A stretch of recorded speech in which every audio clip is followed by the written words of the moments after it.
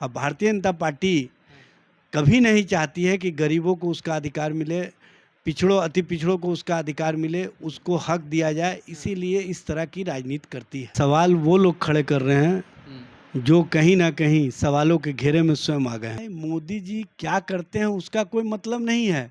मोदी जी जो कहते हैं वो करते नहीं है। तो उनकी सोच हमेशा रही है कि इन वर्गों को उसका हक और अधिकार नहीं मिले। जो पिछड़े हैं, जो अति पिछड़े हैं, जो कमेरे वर्ग हैं, जो वंचित हैं, जो हर तरह से उपेक्षित हैं, उनको गले लगाने की उनकी सोच कभी नहीं रही। बीरेन सिंह जो मणिपुर के मुख्यमंत्री है, उनको अब तक हटा दिया जाना चाहिए था, लेकिन माननीय प्रधानमंत्री जी शर्मसार महसूस करते हुए भी ये कहने में कहीं ना कहीं हिचक रहे हैं कि जो डबल इंजन की सरकार है उसके कारण देश शर्मसार महसूस कर रहा है। जातीय जनगणना पर अब साफ साफ जो है सुप्रीम कोर्ट से फैसला आ गया है कि अब जातीय जनगणना पे रोक नहीं लग सकती है, क्योंकि 80% काम हो चुका है, 80 से 90% काम हो चुका है। अब 10% के लिए रोक क्यों लगाया जाए। बाकी सर हमारे साथ एजाज अहमद जी हैं, आरजेडी के प्रवक्ता हैं।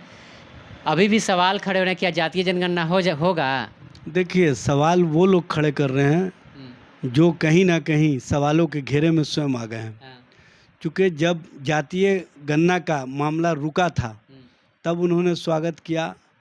जब जातीय गणना कराने का पटना हाईकोर्ट ने आदेश दिया तब भी उन्होंने स्वागत किया।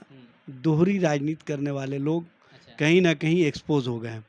और सबसे बड़ी बात यह है कि उनके साथ वही लोग देखे गए जो लोग आज माननीय सर्वोच्च न्यायालय या पटना हाईकोर्ट में गए। तो इससे स्पष्ट होता है कि भारतीय जनता पार्टी किस तरह की राजनीति करती रही है। अब भारतीय जनता पार्टी कभी नहीं चाहती है कि गरीबों को उसका अधिकार मिले, पिछड़ों अति पिछड़ों को उसका अधिकार मिले, उसको हक दिया जाए, इसीलिए इस तरह की राजनीति करती है। जब पटना हाईकोर्ट के द्वारा ये कहा गया अपने निर्णय में कि ये किसी का अधिकार छीनने के लिए नहीं बल्कि किसी को अधिकार देने के लिए है, तो इससे ही स्पष्ट होता है कि बिहार सरकार की जो सोच थी, माननीय मुख्यमंत्री नीतीश कुमार जी, माननीय उप मुख्यमंत्री तेजस्वी प्रसाद यादव जी की जो सोच थी, उस सोच को कहीं ना कहीं पटना हाईकोर्ट ने पूरी तरह से उनके सोच पर मुहर लगाने का काम किया। और स्पष्ट रूप से देश और बिहार ने एक संदेश दिया कि जो कमेरे वर्ग हैं, जो वंचित हैं, जो पिछड़े हैं, जो विकास की श्रेणियों से दूर हो गए, उनके विकास की श्रेणी में कैसे लाया जाए।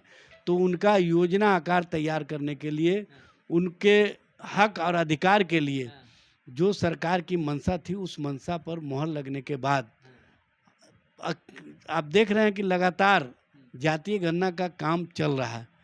लेकिन उसके बाद भी कुछ लोग माननीय सर्वोच्च न्यायालय के पास गए। माननीय सर्वोच्च न्यायालय ने आज कहा कि इस मामले पर रोक नहीं लगाई जा सकती है। इस मामले पर विस्तृत रूप से हम सुनवाई 14 अगस्त को करेंगे। तो इससे स्पष्ट होता है कि जो बिहार सरकार की मंशा थी, जो बिहार सरकार की सोच थी, उसको माननीय न्यायालय ने भी कहीं ना कहीं मुहर लगा दी है। लेकिन यह बोल रही है, जैसे कि यह बोला जा रहा है कि बिहार सरकार जो है गरीबों के लिए नहीं, अति पिछड़ों के लिए नहीं, पिछड़ों के लिए नहीं, बल्कि वोट बैंक को देखते हुए जो जातीय जनगणना करवा रही है। देखिए, सबसे बड़ी बात यह है कि जिनको जिस तरह की सोच होती है वैसे ही बात करते हैं। क्योंकि उनकी सोच हमेशा रही है कि इन वर्गों को उसका हक और अधिकार नहीं मिले।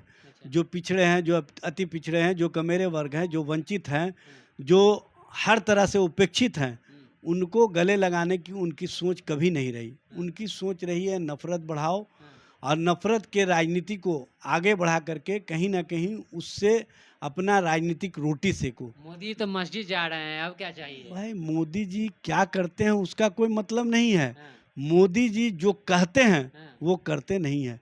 जो उनके पार्टी के नेता हैं, कार्यकर्ता हैं, आप देख रहे हैं कि किस तरह से जो नू है हरियाणा में, वहाँ पर किस तरह से बुलडोज़र बिना कानूनी प्रक्रिया पूरा किए, बिना कानून का अनुपालन कराए बुलडोज़र चलाया जा रहा है शासन और प्रशासन के द्वारा एक तरफा। और इससे ही साबित होता है कि उनकी सोच क्या है, उनकी किस तरह के सोचों से वो देश को ले जाना चाहते हैं। इसलिए जो लोकतांत्रिक व्यवस्था पर यकीन रखने वाले लोग हैं, जो लोकतंत्र पर यकीन रखने वाले लोग हैं, जो बाबा साहेब भीमराव अंबेडकर के संविधान को मानने वाले लोग हैं, वो चाहते हैं कि बाबा साहेब के संविधान के अनुसार कोई भी कार्रवाई हो लेकिन भारतीय जनता पार्टी चूँकि बाबा साहब के संविधान से इतर जा कर के जो काम कर रही है वो उत्तर प्रदेश में भी दिखा बुलडोज़र के माध्यम से, और अब हरियाणा में भी दिख रहा बुलडोज़र के माध्यम से। और जिस तरह से पूरा देश शर्मसार हुआ मणिपुर में, उस मामले में भी भारतीय जनता पार्टी की क्या सोच रही है यह स्पष्ट रूप से दिखा। वीरेंद्र सिंह जो मणिपुर के मुख्यमंत्री है उनको अब तक हटा दिया जाना चाहिए था, लेकिन माननीय प्रधानमंत्री जी शर्मसार महसूस करते हुए भी ये कहने में कहीं ना कहीं हिचक रहे हैं कि जो डबल इंजन की सरकार है उसके कारण देश शर्मसार महसूस कर रहा है।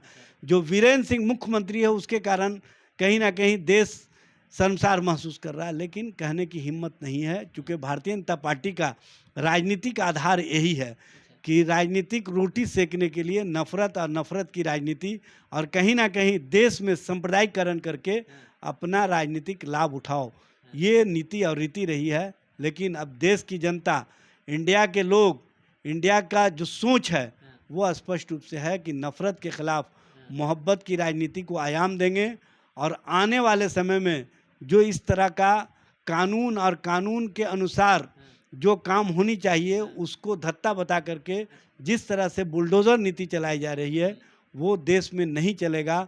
देश में चलेगा तो इंसाफ, देश में चलेगा तो बाबा साहब का संविधान, देश में चलेगा तो लोकतंत्र, लोकतांत्रिक प्रक्रिया।